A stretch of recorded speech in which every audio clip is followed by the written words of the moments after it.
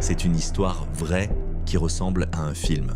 En 1978, en Allemagne, un groupe d'hommes commence à préparer un braquage très différent des autres. Pas de fusillade, pas d'entrée violente, mais un plan basé sur l'observation et la précision.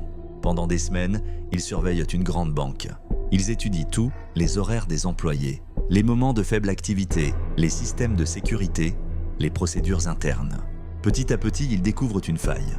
La banque dépend de certains systèmes externes et de procédures qui peuvent être contournées avec la bonne organisation. Rien de visible pour le public, mais exploitable pour quelqu'un qui observe assez longtemps.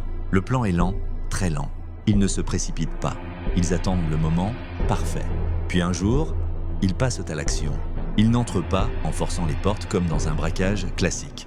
Ils utilisent une approche discrète, presque invisible au début. À l'intérieur de la banque, rien ne semble anormal immédiatement.